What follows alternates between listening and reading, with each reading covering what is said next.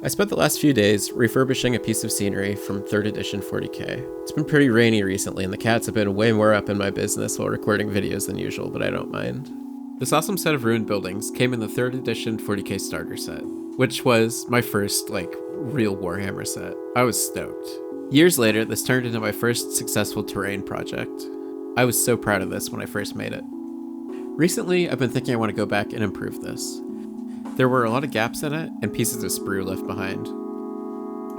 I also wanted to make it fit in a little better with a Trench Crusade board that I'm working on. So, over a month ago, I started working on improving it. The first thing I did was I started filling in all the gaps that I had originally left in this project. I did this with Tamiya putty, and then I started also texturing the model. I then dry brushed it with 3 different shades of gray, and I then made a texture paste that I had made several times before, except this time I made a serious mistake. I accidentally grabbed a bag of sand that was not actually just sand. It was mortar for a kid's toy. This has been sitting in a box for about 20 years at this point, and I had just forgotten entirely what it was. But as soon as I saw it turn into this gross, disgusting cookie batter, I realized what I had done wrong. I did not want to do this, but I decided to break it off of its base. I wanted to refurbish it with a better base that wouldn't warp as much as the original one, and also just make some other improvements. Like I said, this piece is real nostalgic for me, and so I kind of hated to get rid of some of the original elements. I was so frustrated with this that the project sat in my closet for over a month uncompleted. I've been doing some thinking about the shape of this building. This is how it was originally set up. These stained glass windows here, and then we've got this other building over here. And it was on a smaller base before. I kind of psyched myself out by thinking that I didn't like that these windows don't align with these, but I realized that they don't match up with these windows either. So I think if I position these far enough apart, like there's some kind of architectural feature between those two, and that's sold a little bit by this pillar. I don't know. Maybe I'm overthinking.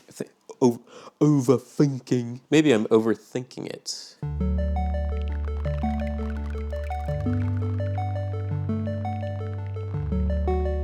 Unfortunately, I think the cobblestones are just toast. There's several layers of paint peeling, and I don't want to mess around with painting on top of it or cleaning it. So I'm somebody that saves everything, so I've got these offcuts from a larger piece of foam.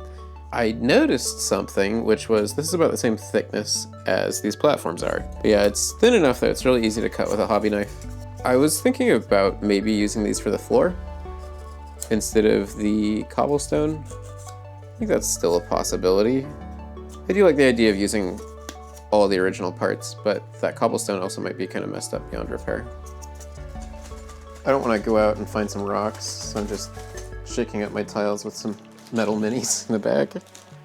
I just cut out a ton of tiles here, but one thing I'm worried about when I glue all these on is the terrain cupping, which is where the board would kind of get pulled towards the side where things have been glued on it.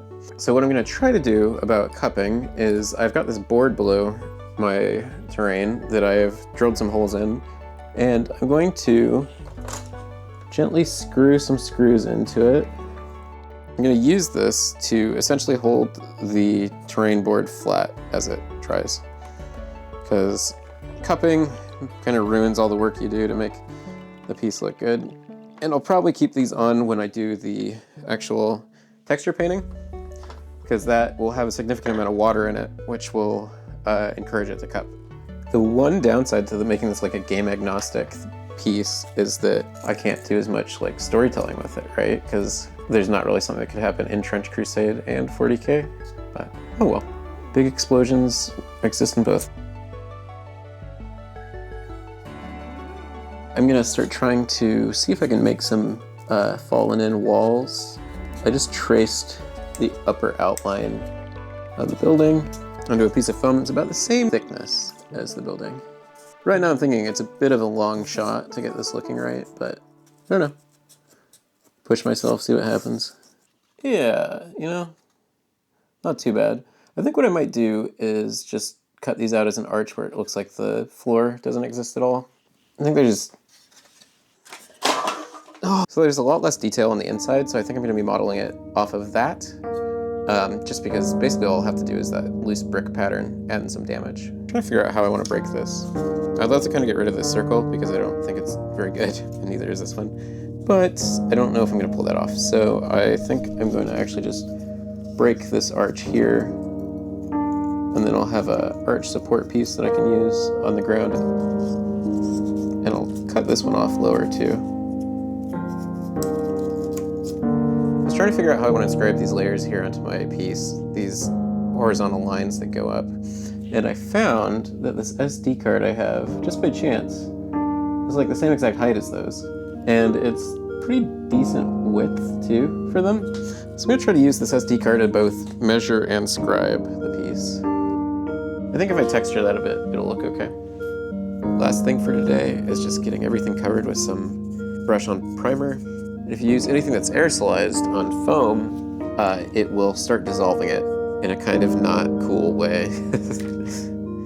So you just want a thin layer of something between the foam and the spray paint to protect it.